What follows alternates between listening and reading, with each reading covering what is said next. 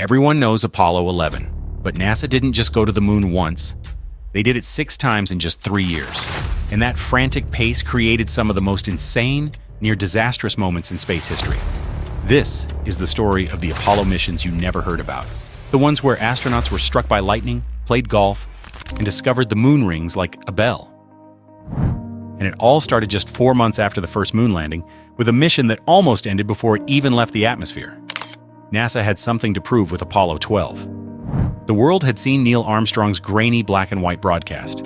Now, they were bringing a state-of-the-art color TV camera. More importantly, they had to show they could actually aim. Apollo 11 had overshot its landing by miles. So for Apollo 12, the target was the Surveyor 3 probe, which had been sitting on the moon for 2 years.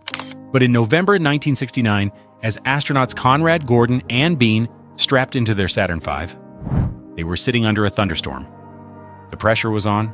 Even President Nixon was watching. So they launched anyway. 36 seconds into flight, at 6,000 feet, the rocket was struck by lightning. Then, it was hit again. Warning lights lit up like a Christmas tree. The spacecraft lost main power, guidance, and navigation. It was flying blind. The mission was saved by a single, now famous command from a quick-thinking flight controller. Try SCE to AUX. Flipping that obscure switch restored power and saved the mission, and that was the last time NASA ever launched in a thunderstorm. Miraculously, Apollo 12 achieved a near-perfect landing, touching down just 180 meters from the Surveyor probe. But the drama wasn't over. During their moonwalk, Alan Bean accidentally pointed the new color TV camera directly at the sun.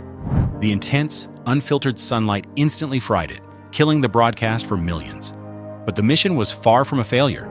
They retrieved parts from Surveyor, becoming the first human beings to bring man-made objects back from deep space. Apollo 12 had proven NASA could land with precision, but the very next mission nearly killed its crew.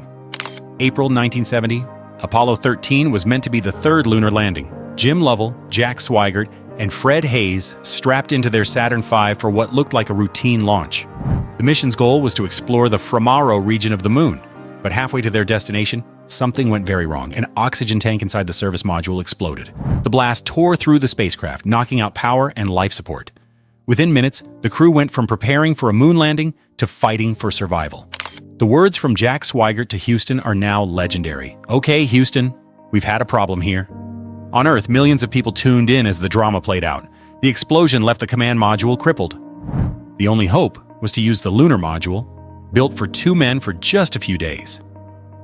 As a lifeboat for all 3 astronauts, the crew shut down everything non-essential to conserve power. They rerouted oxygen, improvised ways to remove dangerous carbon dioxide, and battled freezing temperatures. Engineers on the ground worked around the clock, trying to keep the astronauts alive. Instead of landing, Apollo 13 looped around the far side of the moon and headed home. Every maneuver had to be calculated with terrifying precision. A wrong angle could have bounced them into space forever.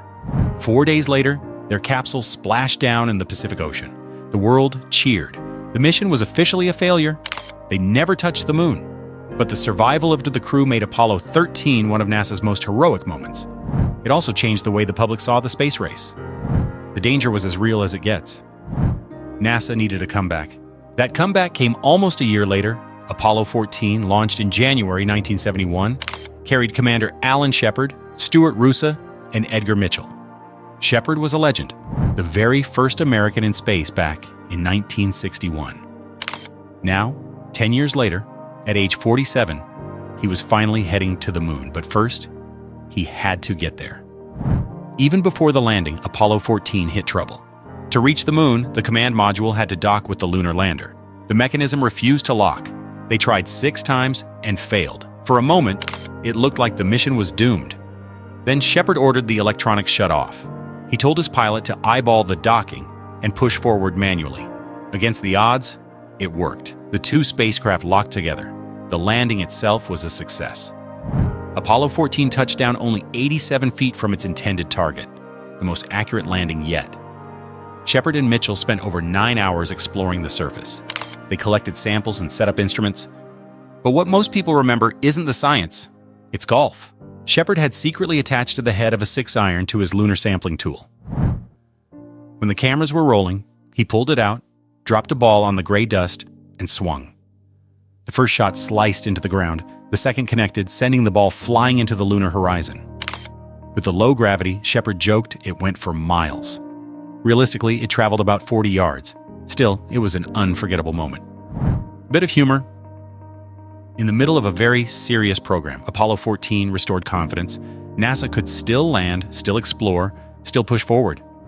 And the next mission would take things to an entirely new level. The early landings had been short, quick trips to plant a flag, pick up rocks, and return home. But NASA wanted more. Longer stays, deeper exploration, real science. And Apollo 15 would deliver that. By 1971, NASA was ready to level up.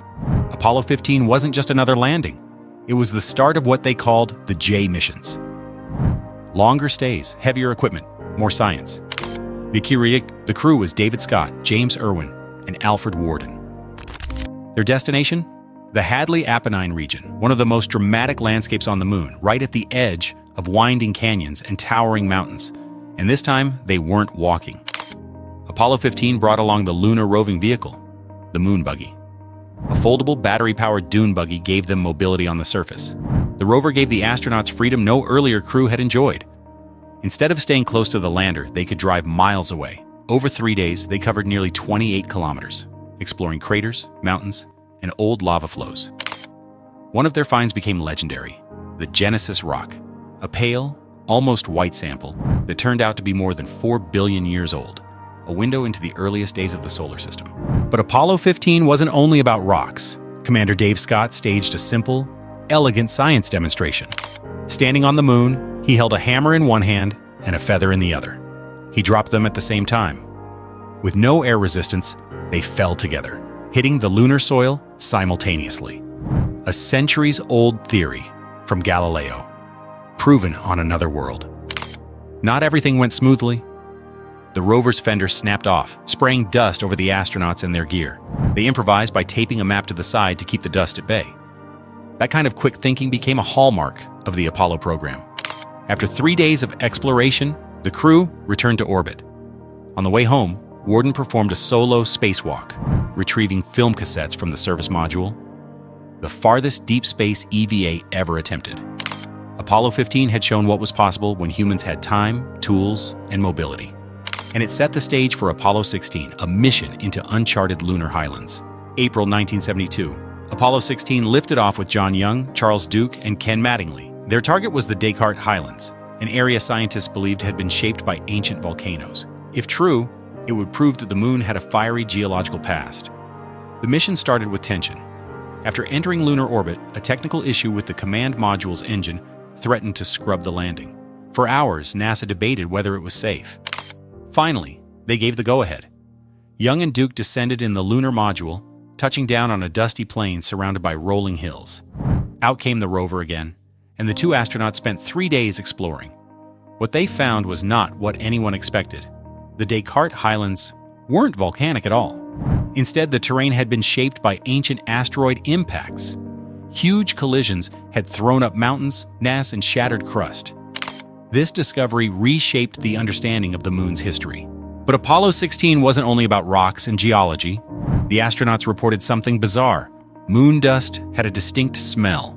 Inside the lander, moon dust smelled like gunpowder. The dust felt clingy, almost greasy, and stuck to everything.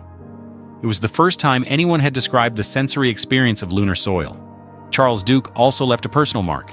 He had brought along a family photo encased in plastic showing him with his wife and 2 sons.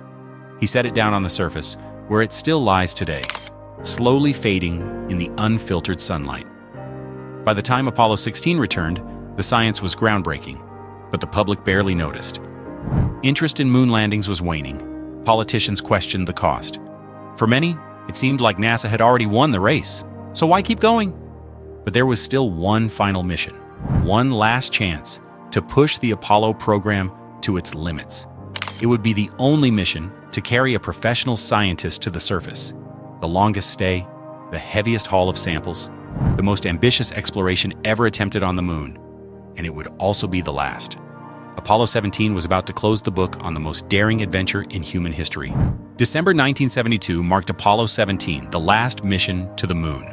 The crew was Gene Cernan, Ronald Evans, and Harrison Jack Schmitt. the first and only professional scientist to walk on the lunar surface. Unlike the test pilots before him, Schmidt's expertise gave this mission the sharpest scientific focus of the program. They landed in the Taurus-Littrow Valley, a rugged plain surrounded by mountains. Over 3 days, Cernan and Schmidt drove their rover more than 36 kilometers, traveling farther than any crew before. Their most striking discovery came when Schmidt spotted patches of orange soil. Back on Earth, it proved to be volcanic glass, evidence of violent eruptions over 3.5 billion years ago. This single find reshaped the view of the moon's history. The astronauts collected 110 kilograms of rocks and soil, the largest haul of Apollo. Yet Apollo 17 was about more than science. It was closure.